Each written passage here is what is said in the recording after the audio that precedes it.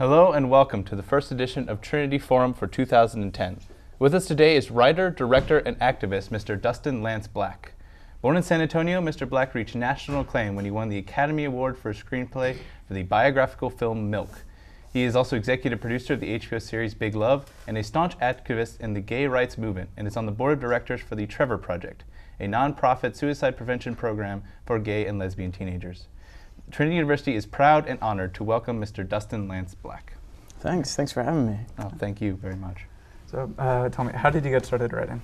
How did I get started writing? Well, I'd been like a big reader in college, and I did a minor in Russian literature, but I was mostly a filmmaker. I was a directing major at UCLA Film School back in the 90s, and that's what I tried to do forever, was to get jobs directing, but that sort of transitioned me quickly into waiting tables. And and so I did that, and I never got very good at that.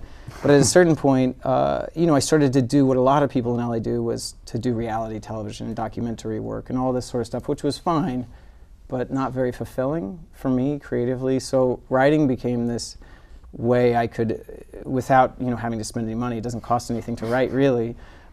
Except printer ink, which can be expensive, but it gave me an outlet for that creativity, and a thing that I said, perhaps one day someone will like something I write and they'll let me direct it. And so I started writing scripts. They were not very good for quite some time, and then there was one that got a lot of attention, and that started this sort of chain of events, and my career started turning into a writing career.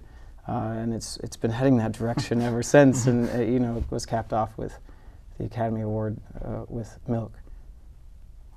Now, one thing I've noticed in your films, and especially Milk, is you can portray emotion really, really well. How do you manage that, to portray emotion through writing? Well, I grew up right here in San Antonio, Texas, my hometown, and with a mom who would cry like at every Hallmark commercial.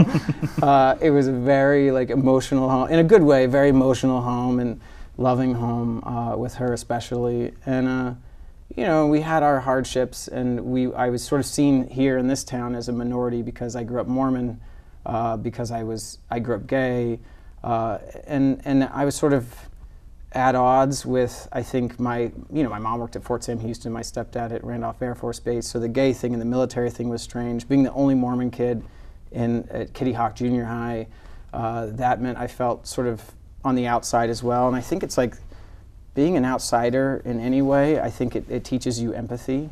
You either go very dark or you go very empathetic, And I thought I just sort of went that direction, and I think I often approach my characters in that way, and I see how they feel different. And then when you do feel different, you crave connection, and so I always kind of look into what that means, craving connection either personally or socially. So I take that as a huge compliment, that it seems like I'm a good emotional writer, but I probably owe most of it to my mom and growing up here. Well, obviously you mentioned Milk, and obviously it's a wonderful film, a wonderful story in its own right, but it also conveys a really strong message. How do you balance that between entertaining an audience while still educating them about such an important issue? Right, yeah, you don't want to be preachy. Yeah. I know, that's really tough with Milk. It's like filled with speeches and stuff. And I know it's really hard. I mean, one of the things that I had going for me with Milk is that it felt like it was long ago. It felt like history. So a lot of people, when they read it, they were just sort of surprised at that history, at who Harvey Milk was. Most people hadn't heard of him, what the history of San Francisco was, and how this change happened, how we got here to where we are today. Unfortunately, the stuff that was going on then is also going on right now. It's like history is repeating itself in so many ways. I mean, the comparisons between Proposition 6 in the film Milk and Proposition 8 that went on in California at the same time we were making Milk were uncanny. Statewide propositions to take away gay and lesbian rights. They both ended up very different. Milk won his race, and Proposition 8, as far as I'm concerned, sadly passed. And so I was able to kind of discuss these issues today, but through the lens of history, which gives it enough distance that hopefully it doesn't feel preachy, and you kind of look at it with a little objectivity. I mean, that often helps. The other great thing about Harvey is he's funny. I mean, he was a really funny guy, and he sort of cut that. He was great in his speeches and whatnot. Being able to come out here, he gave one of his most famous speeches here in San Antonio. It's the speech that's replayed over and over again in the Times of Harvey Milk, the documentary, and you hear pieces of it in the movie Milk. And he came here to, a conservative town, especially in 1978, and gave this speech, and people were just rolling laughing when you hear the recording of it. So that cuts the preachiness a good bit.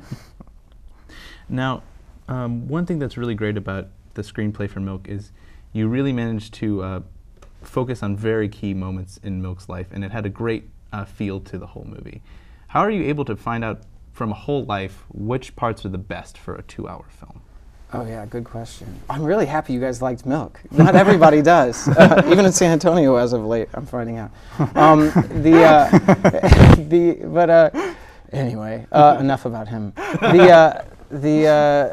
It's tough. It's really tough, especially if you know Harvey's life. And like, I encourage anyone who does like Harvey or is inspired by his story to go out and read more about him. The Mayor of Castro Street tells the story of so many of his other great stories, which are he was the lieutenant of the USS Kittredge, a Navy ship out in San Diego. He was a really successful stockbroker on Wall Street.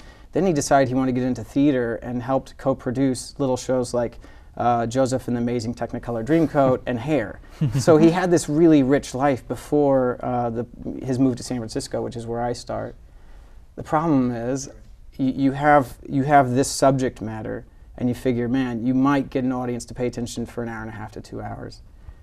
It's not a mini-series. You need to figure out how to say it in this many words or no one's ever going to watch. So for me, it's like killing your children. It's these lovely stories that you don't want to see go, that you've worked really hard on researching and whatnot, and you have to let them go for the sake of the project. So I decided to, and I think in any project you have to decide what to focus on, and for me it was politics, and I thought I can hopefully convey his personal life, emotionally why he's doing what he's doing, and those relationships through the lens of politics and what he hoped to gain politically and socially. So, and that draft ended up only being 120 pages, which meant I only had to cut 15.